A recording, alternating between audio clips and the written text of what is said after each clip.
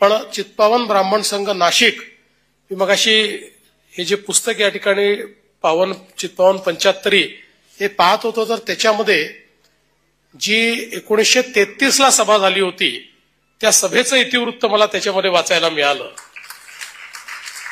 आणि शेवटी ज्ञातीच्या संस्था या आपण याकरताच निर्माण करतो की त्या संस्थेच्या माध्यमातून आपल्याला जे काही समाजातले चांगले लोक आहेत त्यांचं एकत्रीकरण करता आलं पाहिजे, जे गरजू लोक आहेत त्यांना मदत करता आली पाहिजे आणि त्यातून सर्वांना सोबत घेऊन आपल्याला पुढे जाता आलं पाहिजे. खरं म्हणजे आपण जर महाराष्ट्राचा आणि भारताचा इतिहास बघितला तर या संपूर्ण इतिहासामध्ये समाजाचं कुठलंही क्षेत्र आपण काढून बघा, त्या क्षेत्रामध्ये अग्रणी आपल्याला चित्पावन ब्राह्मण समाजाची लोक मिळतील.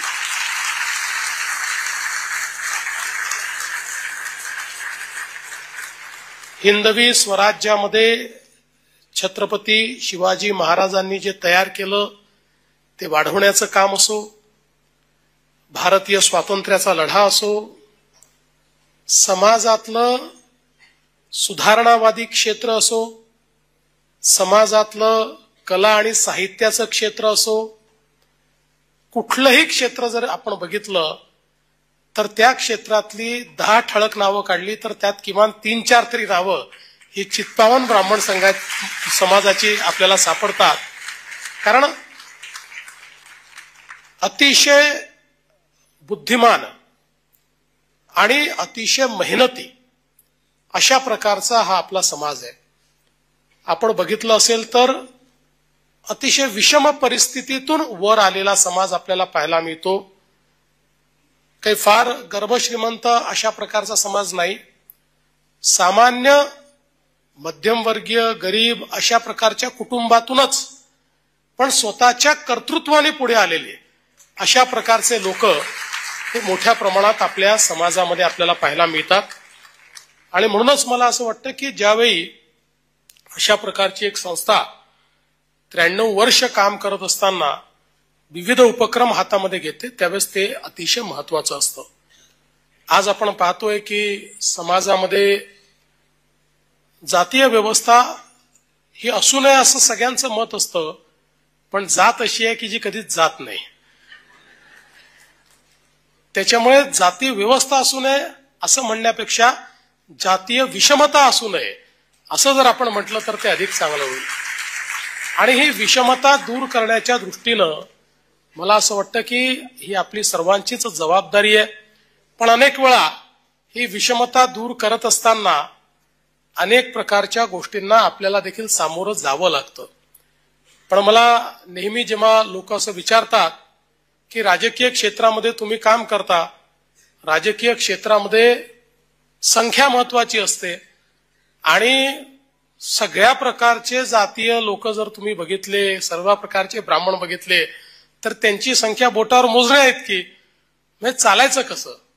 तर मी त्यांना नेहमी सांगतो की ब्राह्मण समाजाचं काम काय आहे? ब्राह्मण समाजाचं काम आहे दुधात साखरेचं काम करायचं. साखर ही चिमूटभरच लागते, पण ती चिमूटभर साखर जेव्हा दुधात टाकली जाते तेव्हा ते दूध गोड लागतं. तसंच समाजामध्ये आपल्याला काम करायचं आहे. समाजामध्ये साखरेसारखा गोडवा कसा निर्माण करता येईल हे काम आपल्याला करायचं आहे. समाजामध्ये समाजाला उपयोगी अशा प्रकारची व्यवस्था कशी निर्माण करता येईल हे आपल्याला बघायचं आहे. आणि त्यासोबत एकूणच समाजाच्या आणि देशाच्या विकासामध्ये आपलं जसं ऐतिहासिक योगदान राहिलेलं आहे तसंच योगदान पुढे देखील आपली पुढची पिढी देईल अशा प्रकारचे संस्कार त्या पिढीवर कसे करता येतील याचा विचार देखील आपल्याला करण्याची आवश्यकता आहे.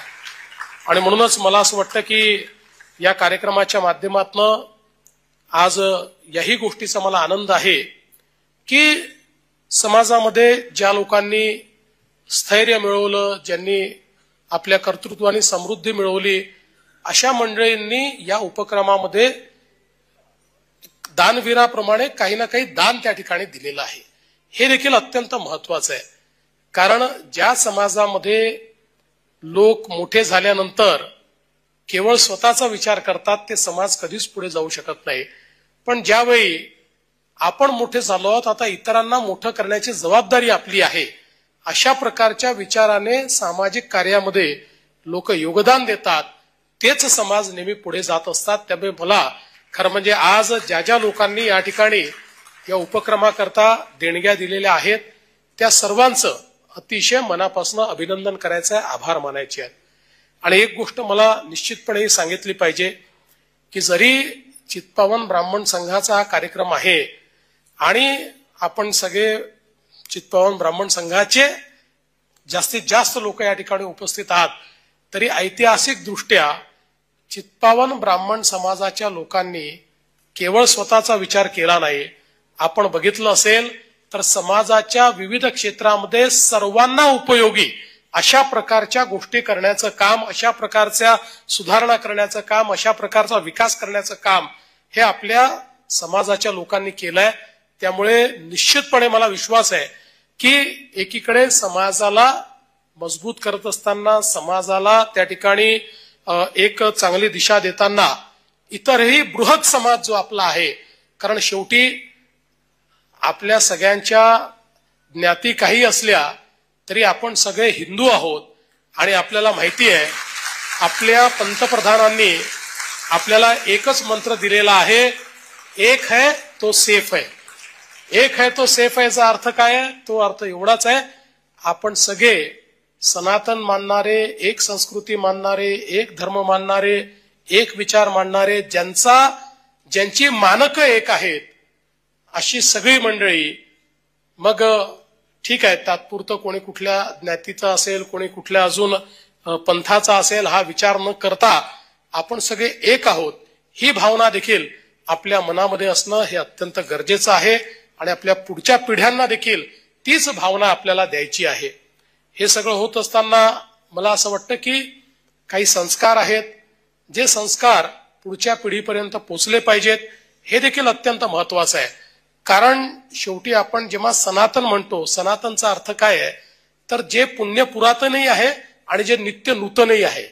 म्हणजे काळाप्रमाणे ज्याच्यामध्ये परिवर्तन होतं, पण ज्याचा मूळ विचार हा मात्र कधी संपत नाही, अशा प्रकारचा सनातन विचार सांगणारे आपण सगळे लोक आहोत.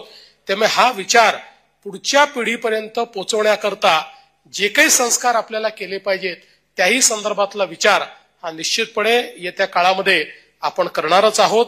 आणि म्हणूनच आज चित्पावन ब्राह्मण संघासारखे एक अतिशय चांगली संघटना या ठिकाणी काम करते. मी विजयराव आपलं आणि आपल्या संपूर्ण टीमचं अतिशय मनापासून अभिनंदन करतो. आणि आपल्या या संपूर्ण कामामध्ये आपल्याला जी काही मदत करता येईल ती निश्चितपणे मी करेन. काही खारीचा वाटा उचलायला सांगितला तर तो देखील मी माझ्या वतीनं उचलेल, हे आपल्याला आज या निमित्ताने सांगतो. पुन्हा एकदा सर्वांचं अतिशय मनपूर्वक अभिनंदन करतो, सगळ्यांचे आभार मानतो आणि माझं बोलणं संपवतो. धन्यवाद.